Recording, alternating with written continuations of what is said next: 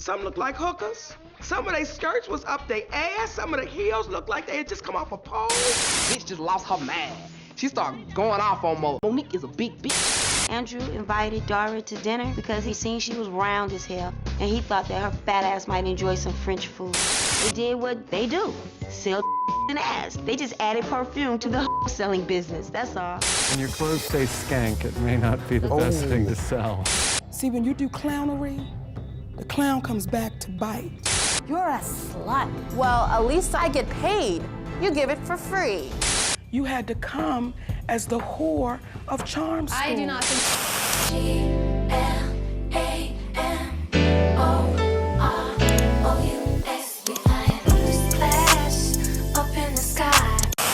After the first 2 seasons of Flavor of Love, VH1 decided to switch things up and send some of our favorite reality TV wildcards to Charm School.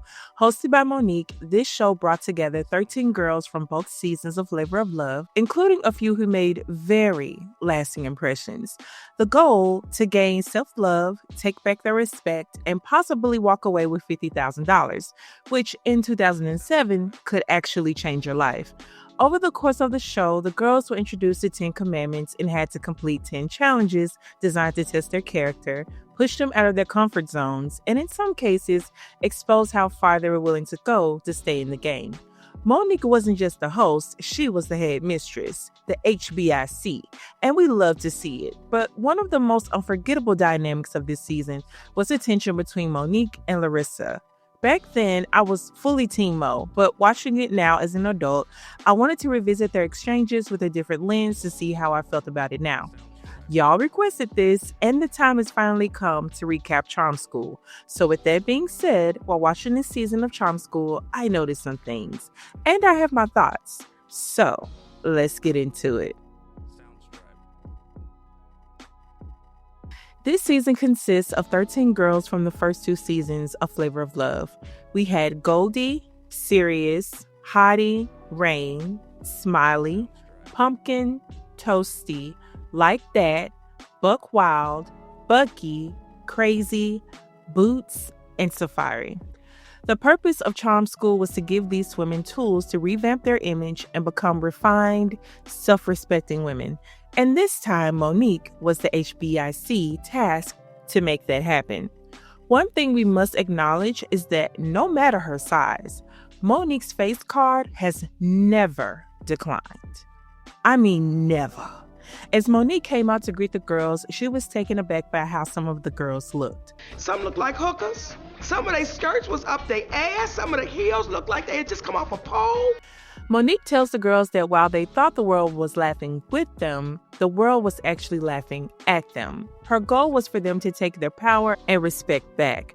The last girl standing would receive $50K, which went a long way back in 2007. Before the girls went inside to choose their rooms, Monique made one thing clear. There's 7 bathrooms in this house. Don't nobody on my floor. While the girls chose their rooms on Flavor of Love, for Charm School, their rooms were assigned, and some of the girls were not excited about their roommates. Bucky and Boots were paired with Pumpkin. First off, they didn't like how she spit on New York, and then Pumpkin had been talking mess about some of the girls online. I said that it was you, and you said, yeah, all the black girls on there are jealous and crazy. That would look like a racist situation. And Pumpkin does what she always does when she's confronted. She cries. It's her go-to defense mechanism. Later that day, the girls meet their 2 deans, Mickey Taylor, editor of Essence magazine, director of Miss USA, and owner of a talent agency.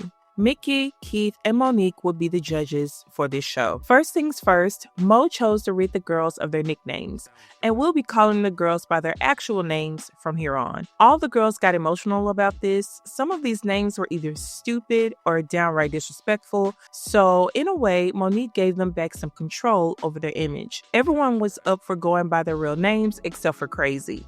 She wanted to go by her stage name, but Monique wasn't going for that. And then Shatar wanted brownie points, or I guess to be the teacher's pet. I just want to say that I'm so excited to be here with you, and that I brought a token of my appreciation. That apple was hot. What am I going to do with a apple? Safari was the only one without a nickname because she was kicked off of season 2 of Flavor of Love before she could even get one.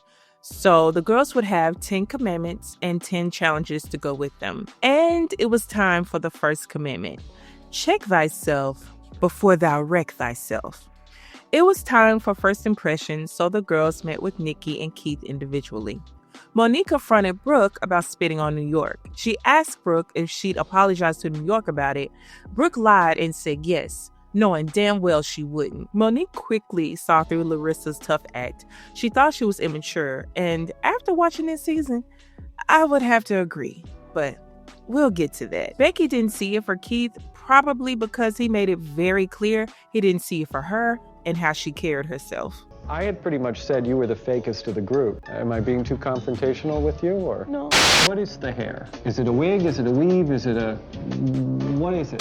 I'm wondering what your Barbie doll is wearing since you borrowed her clothes. Safari revealed to Mickey and Keith that she'd been struggling financially. She told them about issues with her apartment and how it's been hard for her. Tell me why Keith had the nerve to say that $50,000 would be nothing compared to what she'd get from charm school.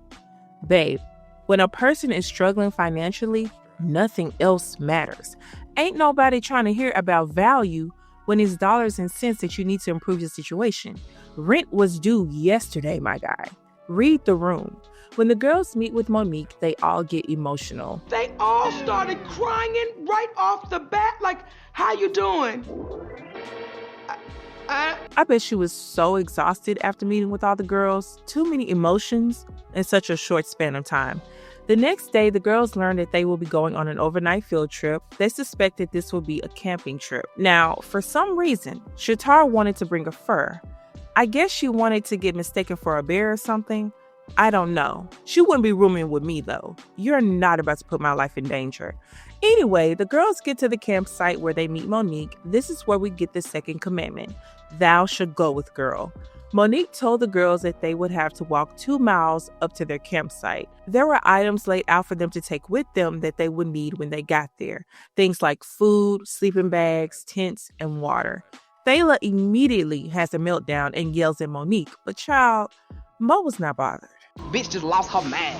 She started going off on Mo. Monique is a big bitch. I knew she had to take her behind up to that campsite. Thayla was still Thayla at this point, still crashing out over the smallest of things. She claimed she had a torn Achilles heel, but she was walking pretty fine to me. Not a limp in sight. Some of the girls start grabbing things and making their way up to the campsite. It takes these girls hours to go 2 miles up the road. I hope they're exaggerating with these times because there's no way it should have took 4 hours to walk 2 miles. Shatar makes it to the campsite first, and then the other ladies trickle in. There was nothing at the campsite but a pit, so the ladies band together to set up their tents and start a fire. While everybody was trying to figure out how to set up their tents, Thayla had another meltdown over a damn can opener. No one's listening to me, and I can't scream, and I can't yell, and I can't do anything. That's me! Even Layleen, the most sensitive person out of everyone, was confused. She was like, girl, get it together. I don't even cry this much. Later that night, Mickey came to get updates from the ladies about what had happened that day. Some of the ladies complained about the lack of teamwork. Some girls carried only their things while others carried things everyone would need.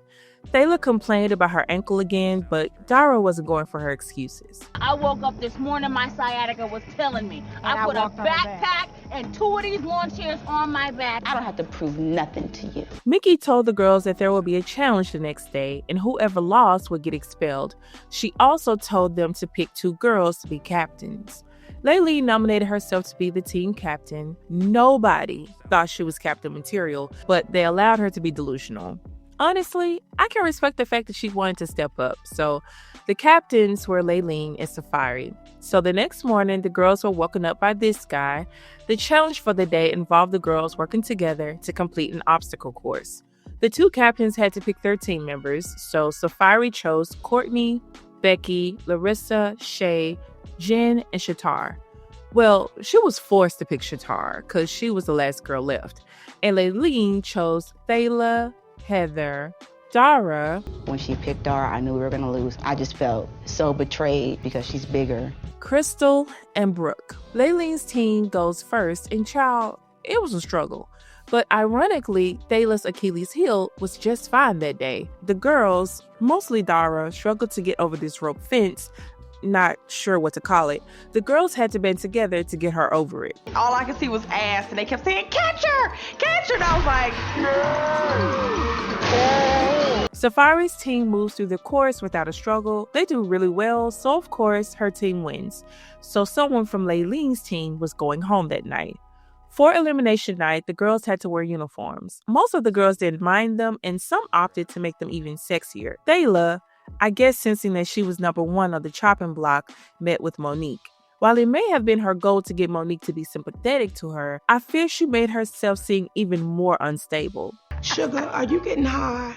Like, that's what I be asking in my mind when I be talking to her. So it was time for elimination, and the unlucky girl was Thayla. Homegirl had the worst luck on these reality shows. She didn't last long on Flavor of Love either. But yeah, 12 girls remained.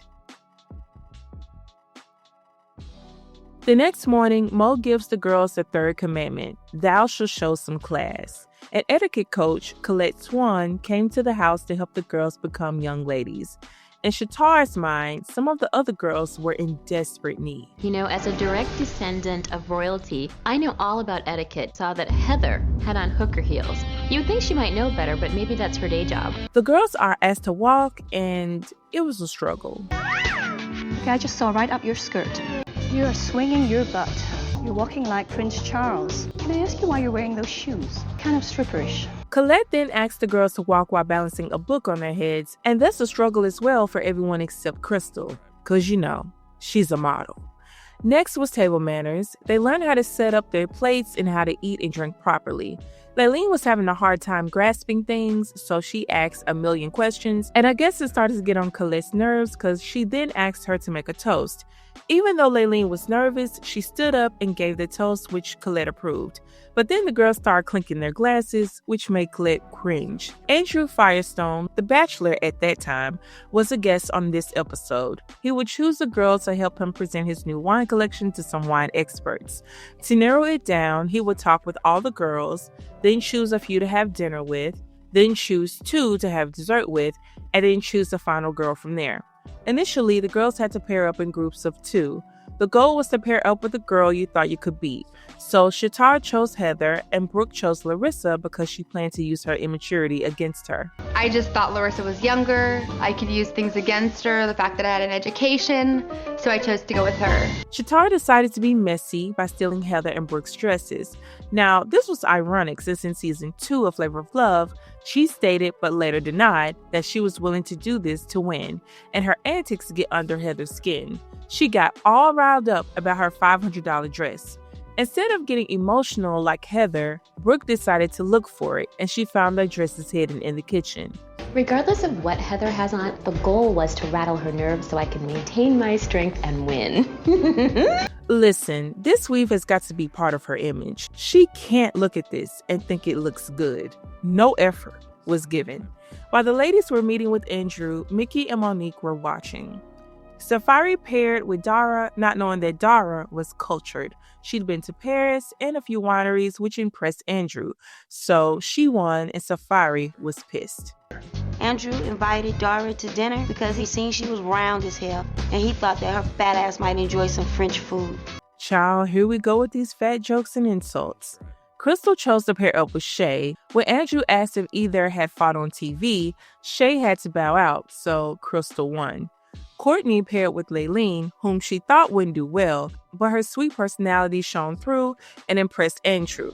Jennifer paired with Becky. Becky was picked over her since she knew nothing about wine, just hard liquor, and Becky went full Caucasian for this challenge. I instantly turned Becky on. I said, oh my God, I love the Coppola Merlot. Now, Brooke thought she had an easy win with Larissa, but Larissa decided to get flirty with Andrew, which got her picked. But the goal was to help him present his wine, not to be his date, so I feel Brooke should have won here. Then it was time for Shatar and Heather. Tell me why Shatar threw Heather off by admitting she stole her dress in front of Andrew. Heather was so focused on her dress that she couldn't focus on the challenge, which worked in Shatar's favor. So later that night, Becky, Crystal, Larissa, Dara, and Layleen have dinner with Andrew. During dinner, Andrew asked Larissa who she thought had what everyone was striving for, and she couldn't answer. Homegirl couldn't think of one positive thing to say about anyone. Miss Swan was saying, you have to have a positive conversation. And Larissa, this was her time to shine, and she didn't do it. She lost that opportunity. Crystal starts endlessly yapping after being asked one question, so that doesn't go over well. So Dara and Shatara are chosen to have dessert with Andrew. Now, Shatara knew that she had to be creative when it came to Dara, because Dara knew how to handle herself, so she decided to create a sob story. My mom was a physician, and she was rear-ended by a vehicle. Years. And anytime I have any kind of like a premiere or a red carpet or anything to walk, or even if I have to drive somewhere. To get back at Shatara for stealing her dress, Brooke decided to get a pair of Shatara's dirty underwear and put it on display for everyone to see. In the end, Shatara wins the challenge, so she would help Andrew present his wine the next day. The next day, Shatara goes to the vineyard with Andrew, and the girls have lunch with Monique. Listen, I forgot that Monique came out with a cookbook. I need to go on Amazon and see if it's still available. But anyway, the rest of the girls had to pick a recipe from her cookbook to make for lunch. This intimidates Layleen because she can't cook. But girl, just follow the damn recipe. That's the easy part. I could see if you had to make something from scratch or create something. Layleen was upstairs giving herself pep talks about reading a damn recipe for a whole hour. By the time she came down to help out, everyone had already paired up and didn't want her help, so she decided to make a grilled cheese. At the vineyard, 6 wine experts came to review Andrew's wine. It started well, but it quickly went south once it was time for Shatara to present. Voila!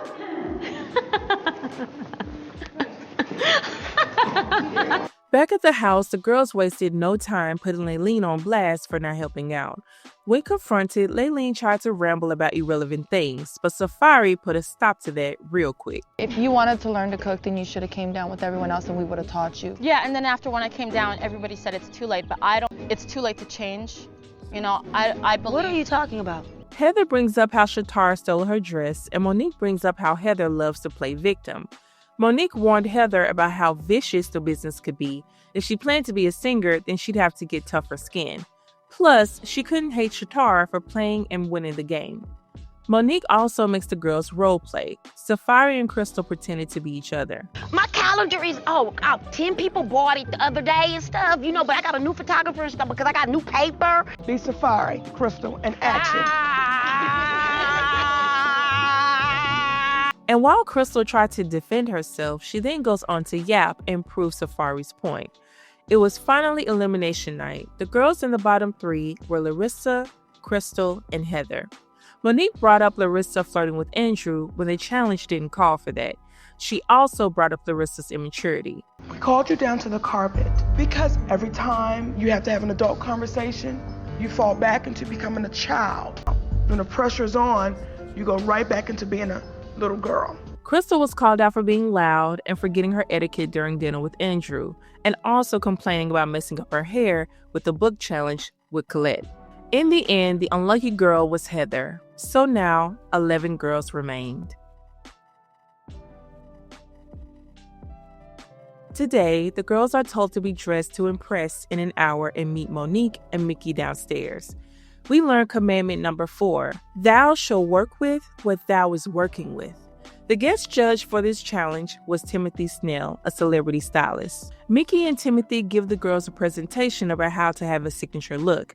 The girls come up and describe their look, and Mickey gives Shatara props on having her own signature look, though the other girls didn't approve. I was laughing hysterically because she looks a damn mess. It was like her boob. One was up here by her chin, and the other one was down here by her Saw that. But one is like this big, and the other one is like this big hanging out the side. That's a big girl no-no. While Mickey and Timothy respected Safari's right to be sexy, they did tell her to tone it down a bit. The girls were sitting, though.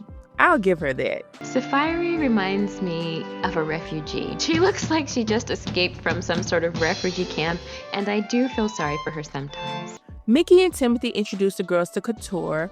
None of the girls, except for Crystal, knew what Couture was. Mickey and Timothy then told the girls about their next challenge. The girls will be split into 2 teams of 5. They will create 2 couture looks, and whoever won, that team will be safe from expulsion. Every member will be responsible for a task, like hair, design, makeup, or being the model. One team had Crystal, Becky, Jennifer, Dara, and Brooke. The other team had Larissa, Shay, Safari, Laylene, and Shatar. Courtney will be the judge since nobody saw her as a threat, and Courtney made sure to keep it that way too. From jump, Crystal didn't want to be the model since she felt the judges would judge her harshly since she was an actual model. Plus, she felt that they would assume she was trying to steal the spotlight. And I can kind of see her point. I love to model, and I love to be on the catwalk. But I really wanted to show them that I'm good at something other than being a model. The girls felt that Brooke's team had an advantage since Courtney and Brooke were best friends, and Brooke was low-key hoping this would work in their favor. Crystal introduced the idea of Dara being the model. She thought it would be a great way to have a plus-size model be in the forefront, and this will probably win them points from Monique. Now, initially, Becky was all for it. We can make the big girl the baddest bitch on the runway. I think that Monique is going to be much easier on Dara for being the model. I think she could be a good plus-size model. I think it's going to help our team out. Crystal majored in fashion in college, so everyone pretty much let her take the lead when it came to coming up with the look. As for the other team, Laylene was chosen to be the model. Now, they wanted Laylene to have a sexy look, but Laylene didn't want to be super revealing. However, the look she suggested said otherwise. When she finally comes out in her outfit that's supposed to impress you, I notice she has on a long velvet dress. That's the same kind that my cousin wears when she's stripping. Now, Becky believed that Crystal held the team together and she was being a great leader. And I want you to hold on to this because the switch up is coming. Brooke decides to use the drapes for Dara's look. Mind you, Jennifer was supposed to help with the design of the dress, but she does absolutely nothing but sit on her ass. For Dara's dress, Crystal wanted to show off her legs, boobs, and her back. While Crystal's team is working on Dara's look, Shatar spies on them to see what they've done so far. She runs and tells the other girls about Dara's look, which makes Safari and Larissa peek in to see the look for themselves. She do look like mother. She look like big ass tamale. Like Dara, Laylene. There's no comparison. Becky believed that Dara being the model was a great idea, plus having Courtney as an ally would make for an easy win. The next day, it was time to get the looks together for the challenge. Safari's team's theme was Japanese garden. Keith came by to check on each team's progress. Meanwhile, Jennifer was still not doing anything.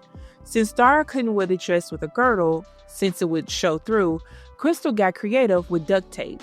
She legit gave Dara a BBL. So we fast forward to each team debuting their look. Laylene went first, and her look was really cute. Everything came together really well. Then it was time for Dara.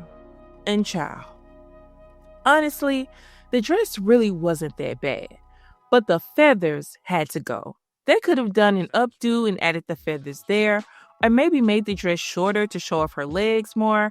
I don't know, but baby, the judges tore Dara's look apart. I'm not sure if I should wash it and style it or wear it. And if y'all were gonna pick her and use her, she should have been absolutely amazing. But you are wanting to be a model, and you have the classic proportions for couture, and you don't. And then Becky switched up. I felt like crap standing up there next to that dress trying to pretend that it was like the bomb. For some reason, I just bought into all that Crystal was saying. And after this, there was no way Courtney was going to choose Brooke's team as the winner, so of course, Safari's team won. After the challenge, Crystal met with Mo and told her the final design decisions were on Becky and Jennifer. What she should have done, instead of trying to shift blame, was to tell Mo why she didn't want to be the model and her thinking behind that. But she didn't, and Mo saw right through her game. And then to make it worse, she ran and told Brooke, and you already know Brooke couldn't wait to tell the other girls what she told Monique. Now, Jennifer confronted Crystal, but really, Jennifer should have just taken it on the chin because she didn't do anything for this challenge. Literally nothing. So we fast forward to elimination time, and the bottom three were Crystal, Jennifer, and Becky. Keith confronted Crystal about not being the model, and Mickey called her selfish, which, yeah, she could have been the model, but I wouldn't call her selfish. I don't know. I feel she was damned either way. There wasn't a safe option. But Keith didn't like that Becky was in the bottom three since he felt she didn't belong there. I think I let myself be fooled. I was weak, I didn't stand up for myself, and obviously I have to pay for it in return. I think that Monique is gonna be much easier on Dara for being the model. I think she could be a good plus size model. I think it's gonna help our team out. Monique decides to pull Becky out of the bottom 3 and puts her with the rest of the girls. So now it was Jennifer and Crystal. And the unlucky girl was Jennifer, as it should have been. So now 10 girls remained. After surviving another elimination, Crystal was nervous about how talking with Monique would affect her relationship with Becky. And she should have been, because Becky was gunning for her. We get commandment number 5, thou shalt spit mad game with mad style. For the next challenge, the girls went to a local college for a field trip. Since the girls each had their own history of crashing out and being aggressive, Mo wanted the girls to learn how to use their words. For this challenge, Keith would be Monique's eyes. The girls walk into a speech class where they meet Dr. John, the professor. They learn the basics of debating along with some rules that Safari didn't agree with. In a debate, no swearing, no screaming. Don't talk during someone else's speech. Stupidest rules I ever heard of in my life. Cut them down low. Hit them from the bottom of the waist. Cut them off whenever they talk. He splits the girls into 2 teams. Team A was Larissa, Shatar, Brooke, Laylene, and Courtney. Team B was Becky, Dara, Safari, Crystal, and Shay. Each team gets a coach or a student who helps them sharpen their debate skills. Laylene struggles to grasp the concepts. We learned that Laylene didn't finish high school. Honestly, I can applaud Laylene for being brave enough to ask questions, even though she may have come off as clueless. At least she was brave enough to speak up for herself and learn. As the 2 teams get together, they practice debating. Crystal and Shay debate about Larissa's obvious anger issues and why she needed anger management. Shay took up for Larissa and denied she had issues. The other team had to debate if Laylene was a crybaby. They pretty much gave up because she couldn't even begin to deny that. Keith informs the girls that they would have to debate in front of a live audience, and their topic would be why all the people on Courtney's team should be expelled. Team A would be negative and Team B would be affirmative. One girl from each team would be benched but wouldn't be safe from elimination. It didn't take too much to convince Laylene to sacrifice. And it didn't take too much to convince Laylene to sacrifice herself. Laylene is not a fighter. She's not going to argue with us about being on the bench. All we got to do is say, Laylene, go sit your ass on the bench, and she'll do it. I was trying in the end to say, okay, no, I could do this, I'm going to try. So I took that chance. I took one for the team. Laylene attempted to put up a fight, but in the end, she fell back like they knew she would. Becky, of course, voted to bench Crystal, and she wasn't changing her mind. Crystal knew that if she was in the bottom 3 for the 3rd time in a row, she was more than likely going home. She also tried to put up a fight, but in the end, she was benched. I did not get voted off of my team because I'm not a better debater than the next person. I got voted off my team because of the popularity contest, and I'm obviously not winning that. Crystal was pissed. She didn't want to talk to other girls or participate in any way. So we fast forward to the debate. Crystal was still pissed and looking for sympathy from the judges, which again does not work in her favor because if she had proven herself, she would have been up there with the rest of her team. Becky and Brooke go first. Again, Becky pulled out her inner Caucasian. Brooke does well too. Her substitute teacher skills came in clutch. Her responses were more passionate than Becky's. Larissa and Shay were next. Larissa had to ask a question, and the question was, if charm school was all about leadership, then why didn't they give examples of where they were weak? Shay defends her team and also throws an insult at Shay about her immaturity, a known sore spot. You can't even have a simple conversation without talking like a baby. This throws Larissa off her game, and it made me realize something. Larissa could communicate anger pretty well, but she struggled to express herself in any other way. The judges, you said the judges, we don't listen to the judges. We did listen to the judges, and the whole point is that Safari and Shatar were next. Safari asked Shatar if she felt that Brooke shaking her breast in her face was a good action. This throws Shatar off her game, which was a shock to me because Shatar stayed with the scam and a scheme. She tries to deny and dodge, but Safari didn't let up. Did you or did it not happen? That's not the question that I asked you. We have Can myself. you stick to the here. question? Okay, so then in other words, then you're not going to answer that question, so we can assume that question to be true. While Safari threw her off, which was great, she kept interrupting her, which was a no-no. Child, Safari thought she was cross-examining a witness. The bitch thought she was in the OJ trial. Last was Courtney and Dara with the closing statements. The final decision was left up to the professor. Surprisingly, Brooke's team won, but Monique and the other judges didn't agree. And when he said the trophy goes to the negative team, we all sat back in our chairs like, how? The professor explained why he chose Brooke's team, and when he broke it down, it made sense. However, Mo didn't agree, and she let that be known. And this pissed Larissa off since she took Mo's comments personally, and it goes downhill from there. It's funny that when I don't get an attitude, it ain't good enough. And I feel like ain't nothing good enough. It should piss you off so much that you don't say, let me check my ass. You go right back into being a baby. I think that you just don't like me, and that's your issue with me.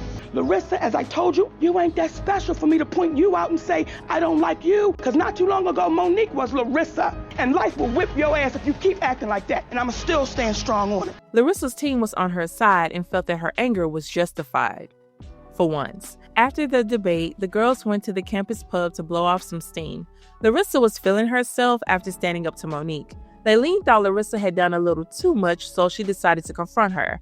And you can just about guess how that went. Billion people in this world, they talk smack about you. Are you gonna fight the whole world? I know who I am. I have a daughter at home, so you think my daughter can watch? Let me tell you something, Laylene, you know what? Why the did you even start? No, but are you gonna, no, let me tell you something. Oh, if you a good mother, your ass would have never took your clothes off for months. All Larissa knew was anger, yelling, and throwing insults. At least that's what was shown. Laylene gets really upset and leaves the pub. Safari tries to console her, but there wasn't much she could do. I am not going to entertain it, but I am not going to have someone insult my mother skills. Not going to have someone insult my mother's skills because I'm a damn good mother.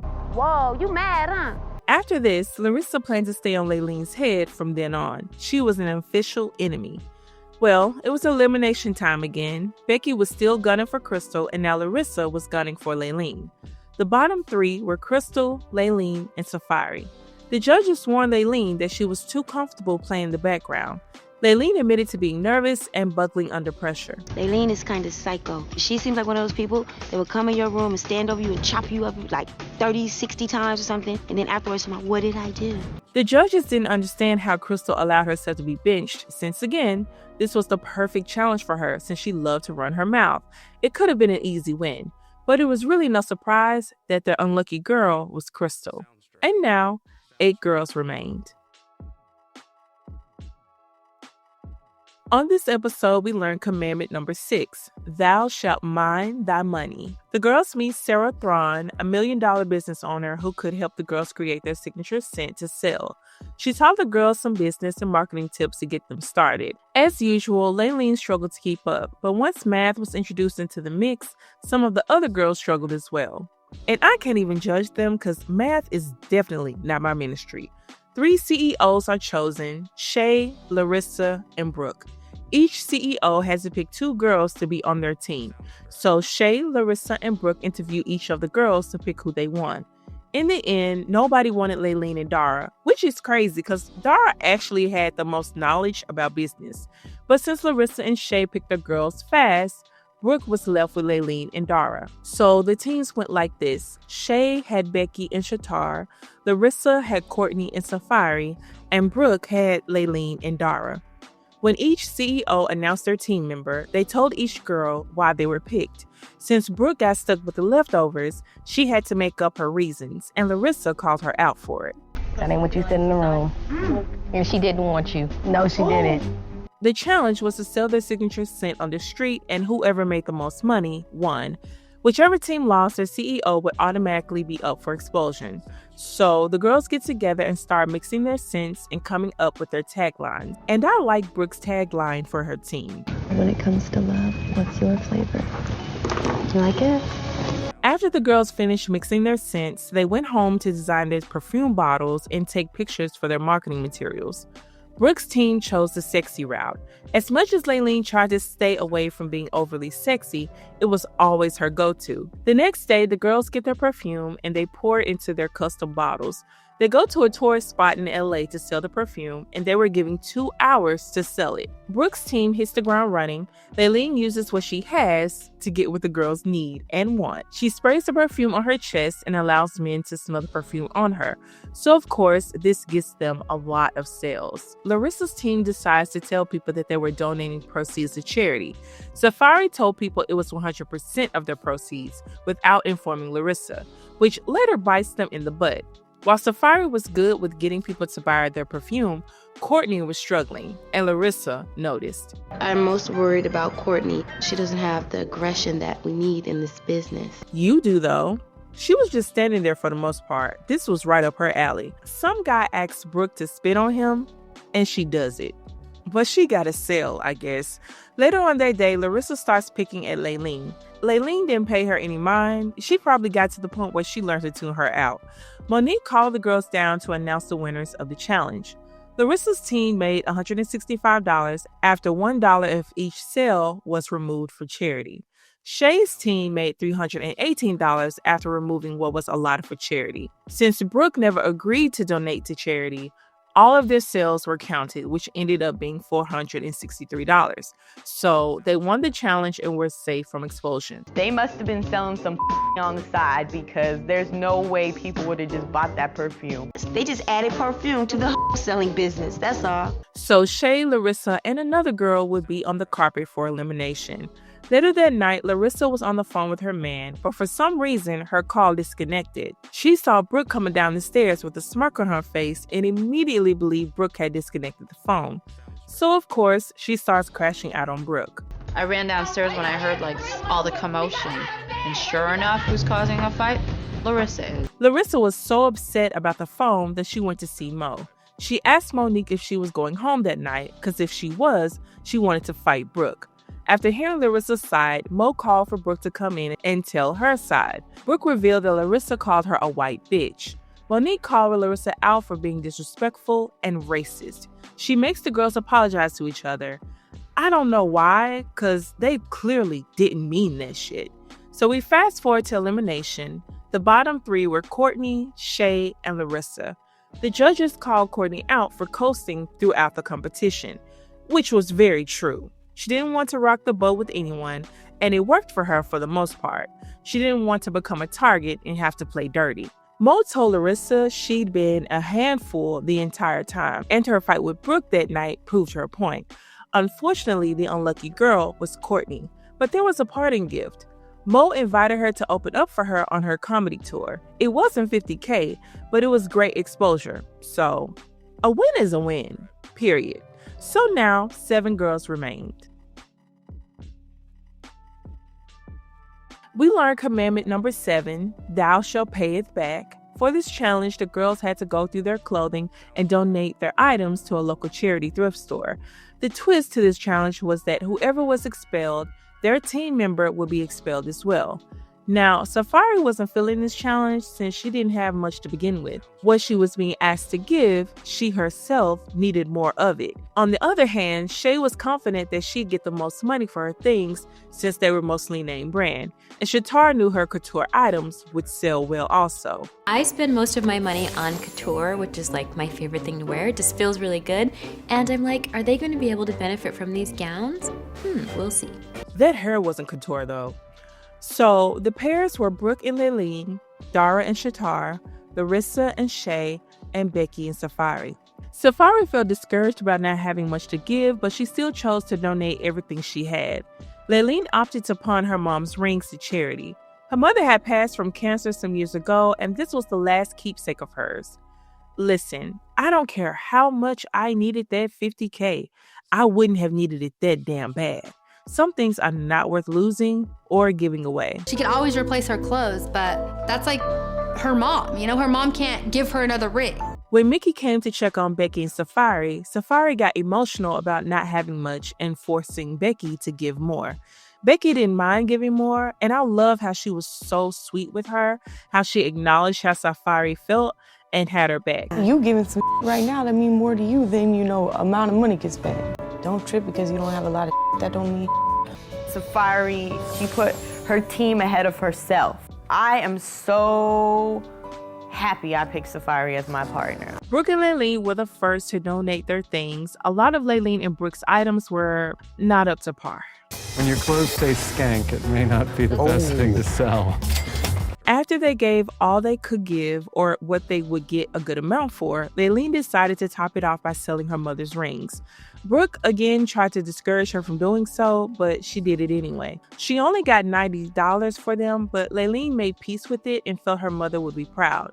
Shay and Larissa thought their name brand items would go for higher, but this guy was a hard sell. He was lowballing all of their items. Shay had True Religion, BB, BCBG, basically all the popular brands from the mid-2000s, and dude was not up in the prices, which pissed her off. And of course, Larissa had hella complaints while sitting in the background, letting Shay lead. This is my impression of Shay and her bad negotiating. I don't want that price. I want to talk to him, not you. You're not treating me right. Next was Shatar and Dara. Shatar told her workers that her stuff was couture and that she knew she'd get a lot for it. First of all, none of this stuff was couture.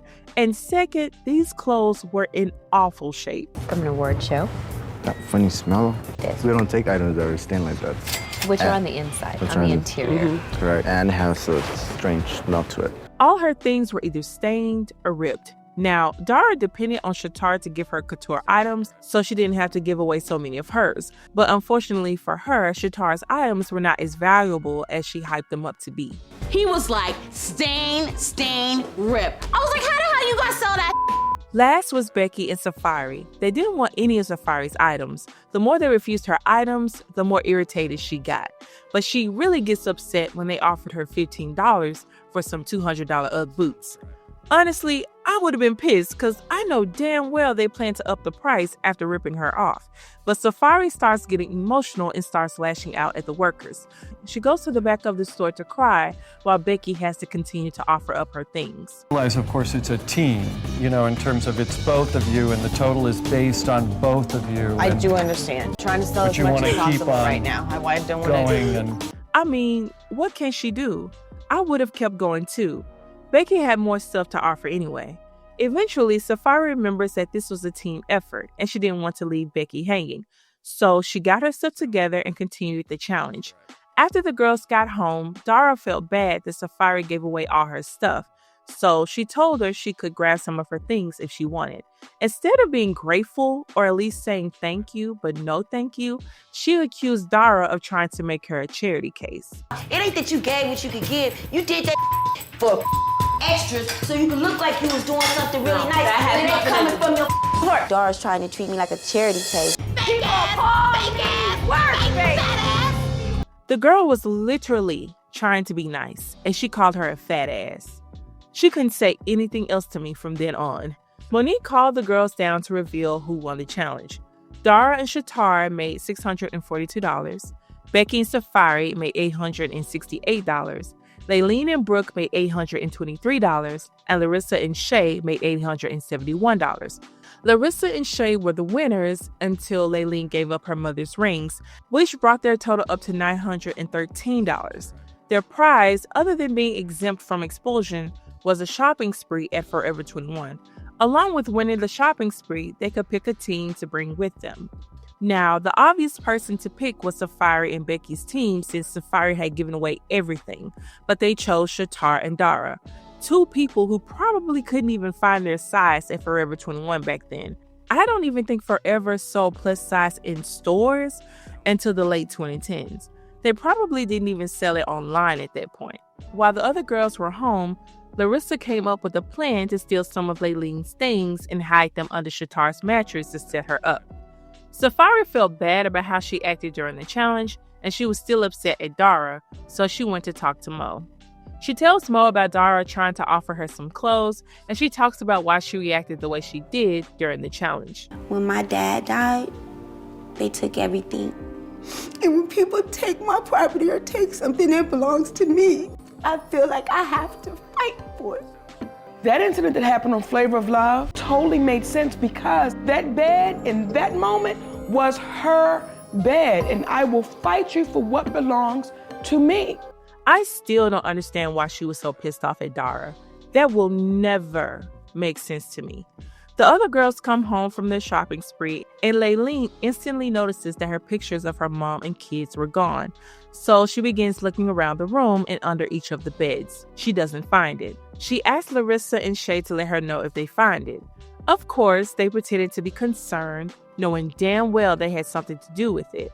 And my thing is, out of all the things they could have taken, why pictures of her mom and kids? It could have been some shoes or anything else. Time goes by and Layleen was still looking, so she asked Shatar to look through her things just in case she mistakenly packed it in her bag while doing the last challenge. Larissa wanted Layleen to find the picture before eliminations, so she put a bug in Layleen's ear and told her to check under Shatar's mattress. And of course, when she does, she finds the pictures. So Layleen confronts Shatar, and Shatar denies that she took the pictures and admits that she doesn't know how they got under her mattress. I had nothing against Layleen. Why would I take her mom's picture? It doesn't make any sense. Shatar immediately tells Layleen that whoever suggested she look under the mattress was the culprit. And honestly, anytime Shatar did some sneaky stuff, she would always do the bimbo, deer in headlights act. But this time, she was straight up and sincere. Yet and still, Layleen believed Shatar was lying. So Layleen goes to Mo and tells her what happened. Mo brings Shatar in to discuss her side of things. Again, Shatar denies stealing her things, but Mo said she'd consider this when it came to eliminations. At this point, Shatar knows she's been framed, but nobody believes that but her due to her history of stealing things. So we fast forward to eliminations. Since Safari gave away all of her belongings, Mo made her and Becky safe from expulsion. So Shatar, Dara, Larissa, and Shay were up to the carpet.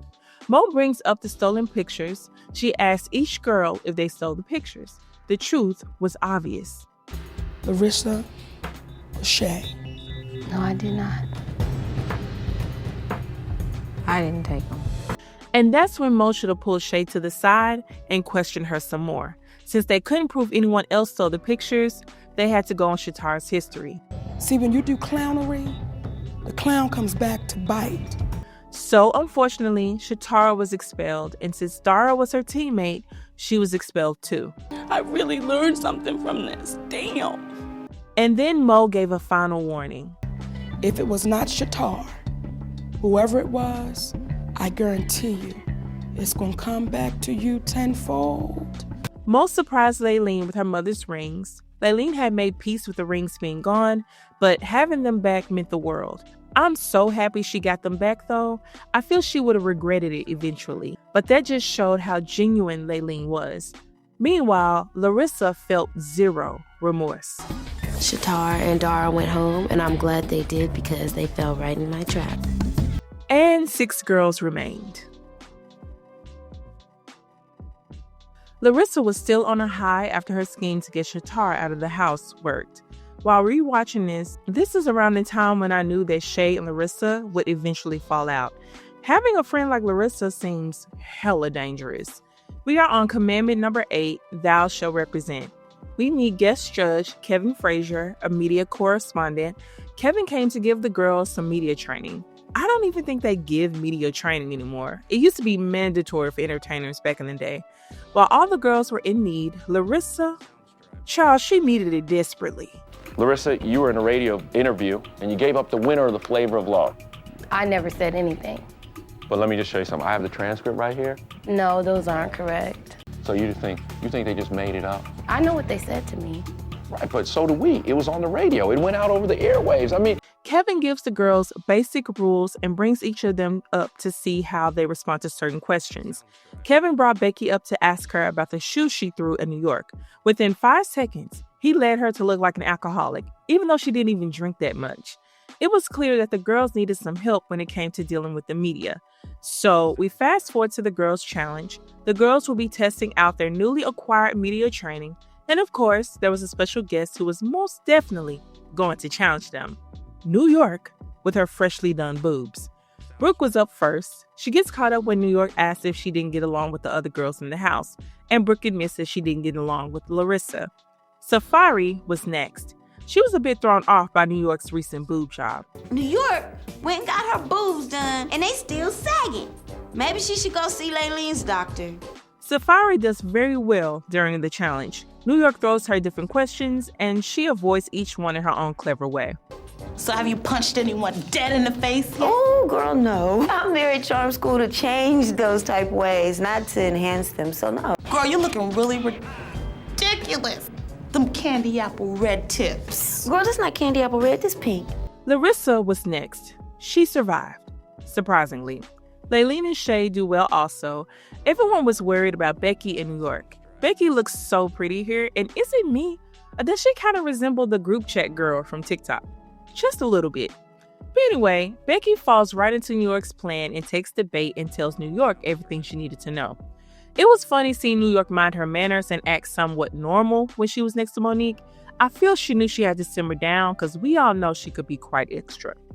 Since Becky knew she did the worst of everyone and she was more than likely going home, she was emotional after the challenge. The next morning, she wanted to talk with Mo to smooth things over, but Shay convinced her not to. Everybody is trying just as hard as everybody else, but when you whine and cry about it, that's when you get praised for that. Running to Mo is not going to solve anything. If it's your time to go, you will go. I kind of agree with her. Running to Mo hasn't saved anyone who wasn't already set to go home. The picture incident comes back up. Laylene couldn't get over the feeling that Shatar didn't do it, so she asked Larissa about it, and she immediately gets defensive, which was a red flag. All I know is don't bring my name in this unless you actually saw the person who did it. I'm looking at Laylene like, back the back. So now all the girls start talking about it and suspecting each other. Larissa mentioned how she felt someone was trying to set her up, knowing damn well she stole the damn picture. And she started throwing random insults. How could you not remember? Because I don't remember. How you not gonna remember what the you whole told point her? is that there's a thief here. I think you're a drug addict and I think you do coke. What? This is when Shay should have started questioning if her friendship with Larissa was safe. Larissa was a bit reckless, and it could always turn. Safari thought that Shay could be guilty of stealing the picture. Becky started feeling this could be true since Shay had tried to convince her not to talk to Monique earlier. Safari and Becky talked to Larissa and let her know that they believed it was Shay, and instead of taking up for her friend, Larissa lets them run with it. I'm thinking, hello, it was me, don't you understand that? So the girls tell Laylene it was Shay, not Larissa. Laylene felt bad for accusing Larissa and even apologized to her. Whole time, knowing damn well she did it. That day was Monique's birthday, so the girls had to decorate and bake a cake for her. While Shay and Becky were setting up the decorations, Becky admitted to Shay that everyone thought she stole the pictures. Of course, Shay got offended. She's eventually able to get out of Becky that Larissa said that she stole the picture. Instead of admitting to stealing the damn picture, somehow Larissa is able to turn it on Becky and get everyone to dogpile on her about talking behind everyone's back. Becky opens her big ass mouth like she always does. She doesn't know how to keep her mouth closed. Didn't she learn that in the last lesson? Becky's dumbass done basically spilled the beans and told Shay what is going on. And I'm like, how retarded can you be? So now they had Becky in a closet crying about wanting to go home. And again, Larissa had the nerve to come and comfort this girl in her face and then talk about her in the confessional. Becky's sobbing and crying. As far as I'm concerned, go the home. If you're that weak, go home. Monique arrives at her birthday party. She instantly notices that Becky is missing, and the girls tell her why she's missing. So she goes to talk with her, and while Becky was talking with Monique, Shay came upstairs to spy on their conversation. After hearing Mo and Becky talk, Shay started to feel bad about Becky taking so much mess from the girls about the picture when she knew who took the picture. Shay and Becky eventually hug it out and apologize to each other. Then Shay asked to speak privately with Monique. She admits to Mo that Larissa was the one who stole the picture. She asked Mo to allow her to speak with Larissa to get her to admit to what she'd done. When Shay made it downstairs and Larissa saw her puffy eyes, she knew her friend had told on her. I take a look at Shay and I see her puffy ass eyes crying, and I'm thinking this bitch has snitched. I don't like snitches. After Mo left, Shay talked with Larissa, and Shay admitted that she told Mo that Larissa did it, and Larissa was pissed. It's up that you think somebody's your friend, and they snitch on your ass at this elimination. I'll say it, Shay did it. Shay tried to help her by reminding her of the damage control skills they learned for the most recent challenge. She wanted Larissa to apologize and admit to what she did, but Larissa kept talking about how she wasn't a snitch. Baby, it ain't snitching if you are admitting to what you did. You're snitching on yourself, babe. While Shay is trying to save her, Larissa is just focused on calling out Shay for being a snitch. So we fast forward to eliminations. Of course, Larissa, Shay, and Becky were called to the carpet. The picture incident came up once again. The judges called Shay out for being an enabler, and Keith called out Larissa's true character. You're clearly a certified psychopath to me. I don't think so. Well, I do. Okay. Monique asked Larissa if she was Shay's friend, which was clearly no at this point. She forced Larissa to come clean about what she did in front of all the girls. You didn't tell anybody about what? What we did. What is it that y'all did? The picture. Why the hell did you wait so long? Why the hell did you let this get so out of control? Monique calls her out for being a shitty person and a shitty friend, willing to drag down Shay with her instead of simply admitting to what she did, apologizing, and saving her so-called friend. As you can just about guess, Larissa was expelled. I bet that house felt so much lighter once she was gone. 5 girls remained. It was time to learn commandment number 9. Unless thou can play, thou will be played. The guest for this episode was Tyreek Nasheed. Child. Anyway, he teaches the girls some basics about men, including the different types of men there are. The player, the pushover, the parolee, the professional, and the urban renaissance man. For their challenge, they would have a charm school prom where they would have to sift through a group of guys to find the true urban renaissance man. The girls meet the guys. It was very obvious who the parolee was. The girls should have gotten that one easily and avoided him. Laylene met the professional, and instead of floating through the room to figure out the other guys, she latched onto him the entire night. She thought this was a dating show and forgot the plot. Becky does a good job of floating around the room, and Brooke lost the plot right along with Laylene because she was overly flirting with all the men. What's your name? I'm Duan. I'm a massage therapist. About the vagina area. So, do you like the or do you like to make love? Now that right there is just slutty. Swallow it, Brooke, swallow it, swallow it! Swallow it, baby! The real urban renaissance man sat alone for most of the night. Safari ends up getting into it with a parolee, and they start checking each other, which was funny as hell. Which ocean did you get them seashells hanging from them little tiny ass braids in the back of your head? Cause it's like you going bald right here. I could make you a lace front for that though. After the prom, the girls had to decide which girl was a professional, the parolee, the pushover, the player, and the urban renaissance man. None of them picked the urban renaissance man, so all of them were up for expulsion. After the challenge, Mo asked the girls to choose who was the best during the challenge and the worst. The girls get together to discuss who they think did the best and worst. It was very obvious that Laylene was in the worst category, along with Safari for going off on old boy. Safari puts a bug in Laylene's ear that Brooke wants Laylene out, which was true. So Brooke planned to use Laylene's lack of critical thinking skills against her, so she quickly pulled her into her room to try and convince her to go against Safari. But then Safari tried to pull her to the side and get her to go against Brooke. All this back and forth confuses Laylene because she could only hold so much of her head at once. When Laylene told Brooke that she was going downstairs to think things through by herself, Brooke tried to convince her that she couldn't do that as she was thinking too hard, basically trying to advise her to not think for herself. After all the time I've wasted explaining to Laylene what is going on and how to vote, she better side with me and Jay. When it comes And down here are the to it, results. the girls vote that the best was Becky and the worst was Brooke. So Brooke would be called to the carpet. And now Brooke was upset with Laylene for going against her, somebody that she didn't even like or consider a friend. Let her tell it. You're here because you don't want America to think you're a stripper. So at least I get paid. You give it for free. All the girls get on Brooke for carrying herself as a hoe, but the only girl she chose to lash out at was Laylene. Are you okay with being sucked up by rich guys that just want to bang the out of you and on your fake? I'm not your girlfriend, bitch. Let's just say she knew who to go off on. So we fast forward to eliminations. The bottom three were Brooke, Laylene, and Safari. The unlucky girl was Brooke. And child, the judges let her have it. You can put as much lipstick on a pig as you want, but it's not going to make her a lady.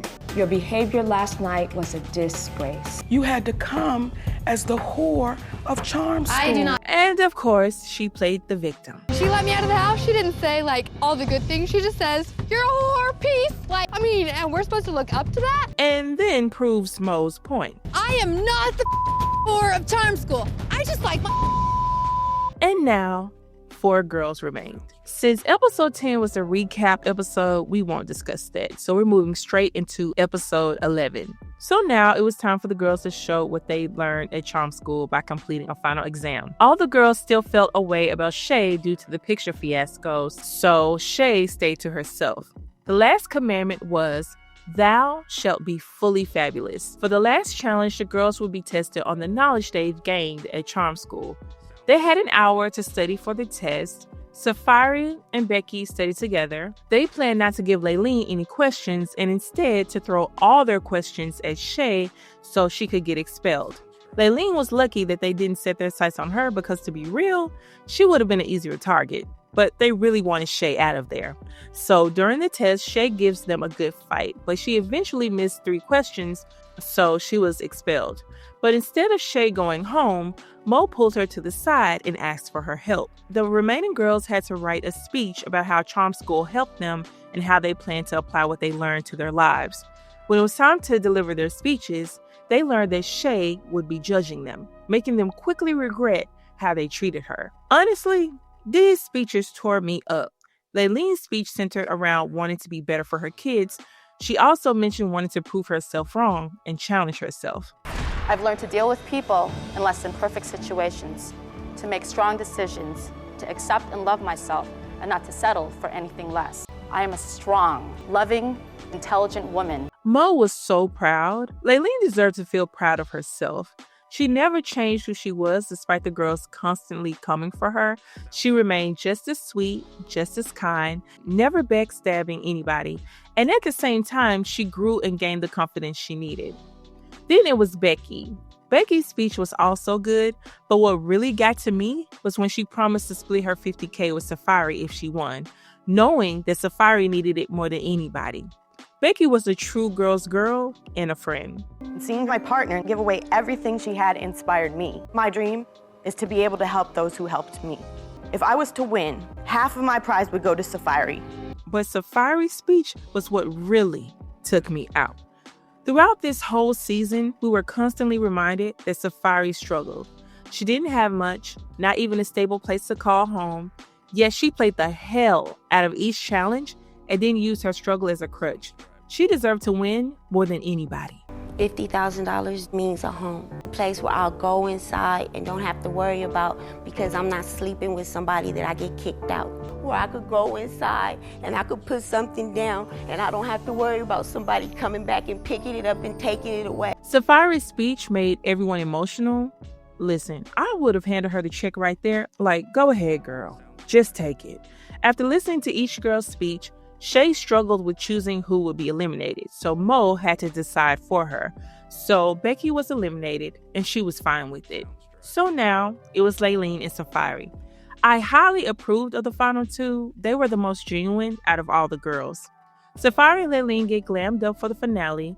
So Safari met with Keith, who was probably the nicest he's ever been the entire show. They struggled to find a dress to accommodate her big boobs, but they eventually find one. It didn't take long for Laylene to find a dress. Then it was time to go to the salon. Safari actually had the best hair out of everybody on this season, probably because she was an actual hairstylist and she wore a lace front, which saved her real hair underneath. Both of the girls ended up looking even more beautiful.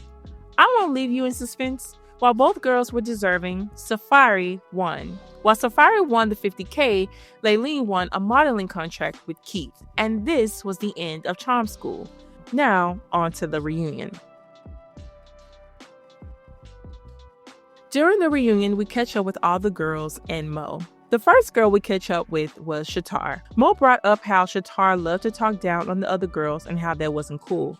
I love the advice she gave her because she brought up a good point. And then you degrade and you demean these other women as if I'm so much greater and I have to get away from that class of people. Be careful with the words you choose because one day they may come back and bite you. We learned how things went for Courtney while she was on tour with Monique. While she was at a club in ATL, she did a joke about Monique for some odd reason, and the joke was hurtful. While Monique acknowledged that the joke wasn't the best decision, Courtney needed to develop more going back on the road. Things seemed cool between them though. Next was Brooke. Brooke was still defending how she carried herself during the charm school prom. Monique asked if she felt her future grandkids would approve of her behavior, and instead of answering the question, she immediately started defending herself. Blonde, white, blue-eyed girls, that is flirting. Okay. Brooke mentions how Black women are more conservative and don't put themselves out there like that, but I don't think it had anything to do with culture. It had everything to do with her personal choice, and how she carried herself was a personal choice that she was clearly fine with, and nobody was changing her mind. We checked back in with Safari. Safari started a lip chat business and bought herself a condo. I loved her look for the reunion. Dark hair suits her skin beautifully. Mo gives Safari props for how she handled herself on the show. There was a brief moment, and when they all came in the house, she stopped and she said, I'm gonna make you really proud of me. And I said, I'm not important. You need to make you really proud of you. I love their exchange, and I believe they really saw each other. God put you at charm school for a reason. To be a comedian, you had to experience tragedy. Only from tragedy breeds comedy. And when you funny like that, I know your heart good because I could see it. Next was Layleen. Layleen had been flourishing since the finale of Charm School. Brooke was in the audience, hating per usual. Mo and VH1 gifted Layleen $10K to continue doing what she was doing. After Layleen was Shay, Becky, and Larissa. Shay and Becky came on stage to talk about their falling out. Shay held a grudge against Becky for going against her during the final exam, and Becky held a grudge against Shay for the whole picture thing. Then it was time for Shay and Larissa. After watching the show, Shay realized that Larissa didn't have her back and plotted to get her kicked out of the house behind the picture thing. Of course, Larissa owned up to nothing. I don't like the fact that she was fake and acting like she was innocent. Because she is a fake ass bitch and she is a snitch and you are Shay. Larissa revealed that she was never Shay's friend. Okay, so then you're saying that you never really considered Shay your friend? She was cool. Okay. She was. All right. Larissa finally comes out on stage and she tells Safari that none of this would have gone down if Shay hadn't gone into the bathroom with Safari. Again, not taking accountability. Then Monique comes onto the stage. She attempts to calm things down and get them in order, but that quickly goes left when she tells Monique that she was full of shit. Then Larissa... No, you full of Monique. What? You sitting up there. First off, you sitting up. You don't walk up on a young lady like that. Even when the debate, you got up out the table like you wanted to fight her. At what point were you gonna walk up on her, baby? You shouldn't step to her like that.